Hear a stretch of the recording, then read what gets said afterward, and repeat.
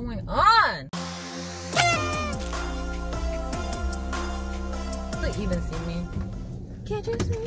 There's like a line through my, like, going through the screen of my phone, so I can't really tell, like, if I look stupid or not. Hi guys, what's up? Child. Anyway, so I've had a very interesting week. I know you did not click on the video for this, but I exist, so I'm just gonna talk about what's been going on this week.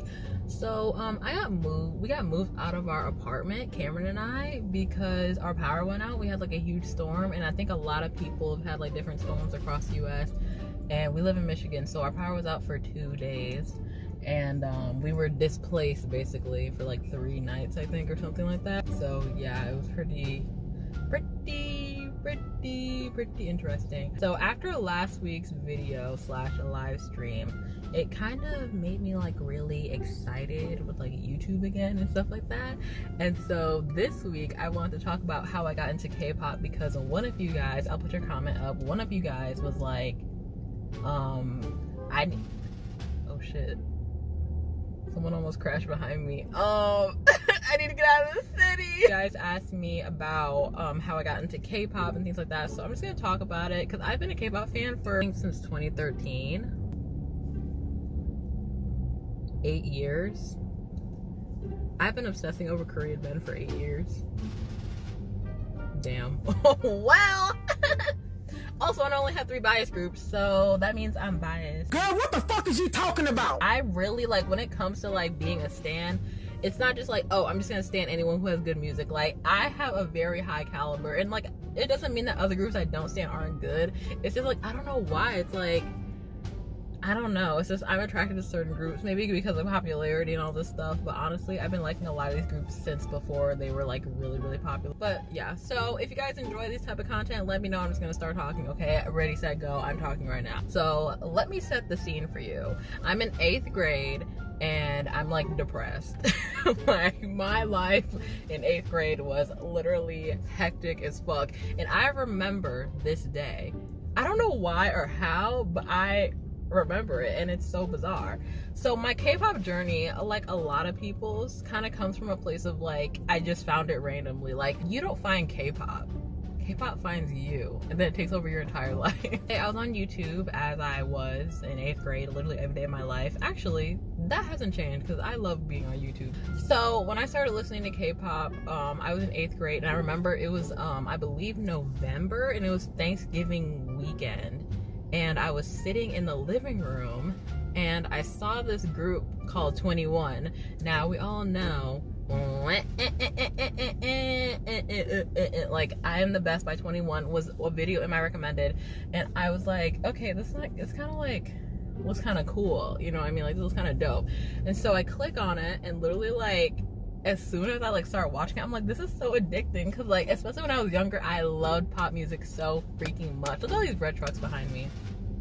Like, I'm trying to film a video here, like, come on now. So 21 was really my first bias group when it came to like listening to K-pop and stuff. And actually, when their last full album came out, when Crush came out, it was actually my first K-pop album, and I lived right like down the street from the post office. So like, I as soon, like, because it came from Korea, because I didn't know where to like buy it, because it was my first K-pop album, so I bought it off of eBay for like $29 or $30, and it was like hella expensive. Like, obviously albums are cheaper now, like I can buy albums cheaper, but then I didn't know what I was doing.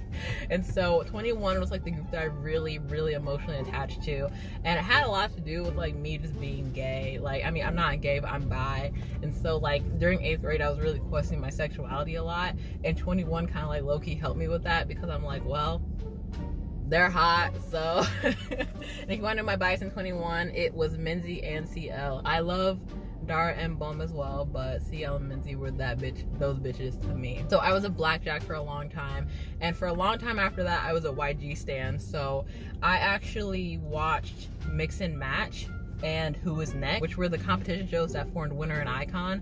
So I have a lot of like bias towards maybe like YG and their groups. Not really anymore, but like I kind of feel like YG is not really what it used to be, but that's a video for another day, because you know. Ah, my phone is so hot. Okay, my phone like overheated. I don't know why. Maybe because it's 85 degrees outside, but where was I? Oh yes, middle school. Okay, so also when I was in 8th grade, I was a huge YG stan, and then I started branching out into SM Entertainment. So obviously, if you know, SM is the home of many iconic, legendary K-pop groups. And so after, I believe it was 2013, I was in 8th grade, and then 2014 was when I was a freshman in high school, and that's when I started getting into Red Velvet and EXO. And the first EXO song I think I heard was Growl, but I don't remember actually really liking Growl. I remember being like, this is why I don't like SM groups, because they corny. Like, I was like a hardcore YG stan. I was like, oh, YG's cool and badass, and then SM's like corny. I was a huge Red Velvet stan. I remember Ice Cream Cake and all that, and it was just like so fun. Like, when you first find out about a K-pop group, it just feels so good. Like, you're like, wow, like, I've been missing out my entire life. And obviously I'm an XOL still now, and I still listen to Red Velvet songs. I'm not like a stan like I used to be. I don't know why. There's something wrong with them. I don't know. Okay, let's move on. So let's talk about BTS, because I've been a BTS fan for a very, very long time. And okay, actually that's a lie. Okay, that's a lie. I'm telling a fib, girl. So basically, when it comes to BTS, I've known about BTS since like they debuted, but I never really thought of them as like a group I really enjoyed, because here's the thing. Even though I was a YG stan, I didn't really like rap. And if you know anything about BTS's early music, you know that it's full of rap, and their music videos were like just kind of awkward and a little cringy. Like, you know what I mean? Like, seeing like that Namjoon haircut, I'm like, girl. I was like, Like, I wasn't offended, but I was just like, what the fuck is this? And all the, like, I remember me and my friend Sarah, shout out to Sarah if you're watching this. I know you are, because you always supporting me, girl. We have no choice but to stand. Me and Sarah, like, I'm so grateful that I had a friend who also enjoyed looking at K-pop videos with me.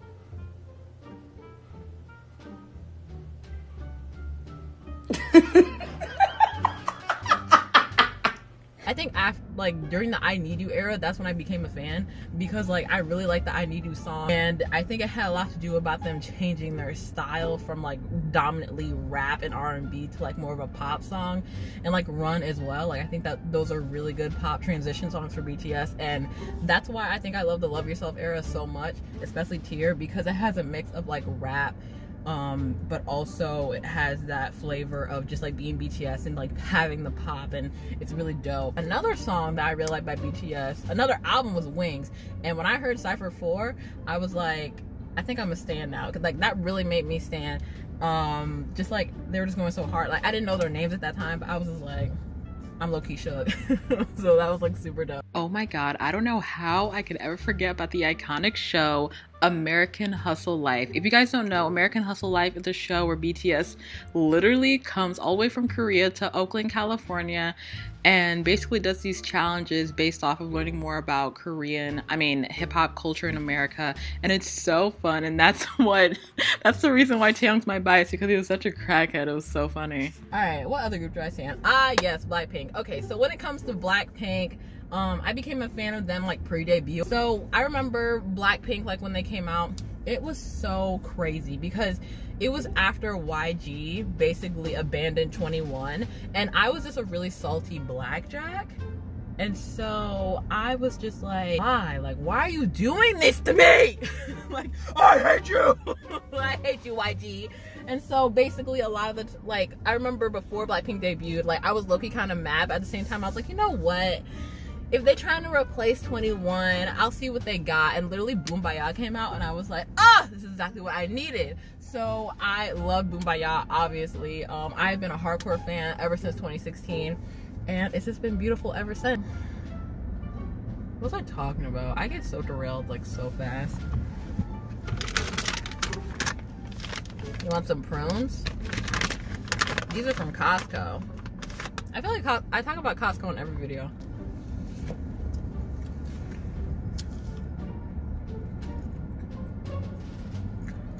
I mean, that's basically it. I was really obsessed with K-pop like in high school. Like I said, it was like insane. Oh yeah, about learning about Korean.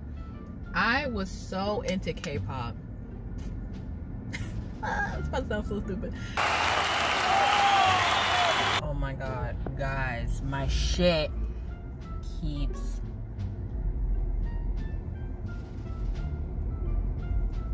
messing up. I just do like this. Why is it reflecting like that? I hate this. Okay, so we're back to talking. So basically, when I was in high school, I think 11 and 12th grade, or was it 10 or 11? Girl, I don't remember. I asked my principal if I can do independent study Korean, and he let me. And he said, this man told me that, yeah, princess, you can, and every like quarter or like semester, like half the year, I'll grade you on your Korean. And I'm thinking to myself, girl, you don't know Korean. So basically every time like I got an A, and that actually helped me boost my GPA up. So if y'all are in high school and you go to private school, or honestly I went to private school, so that's probably why I was able to do it, but I thought that was funny as fuck. But I did actually learn a lot during independent study. I've forgotten a lot of it, but it's still in the back of my subconscious, so I'm not too worried about it. K-pop was a big part of my life, and it still really is, and it's not something that I'm ashamed of anymore, because when I was in high school, I literally got made fun of so bad for liking K-pop and like being into Korean stuff. But after a while, especially when I got into college, I really just did not give a shit. Well, I was in college for a year and then I dropped out, but basically you know what I mean. This light is fucking my life up. My car is too hot, so I will be letting you go. Thank you for watching, and subscribe, turn on notifications.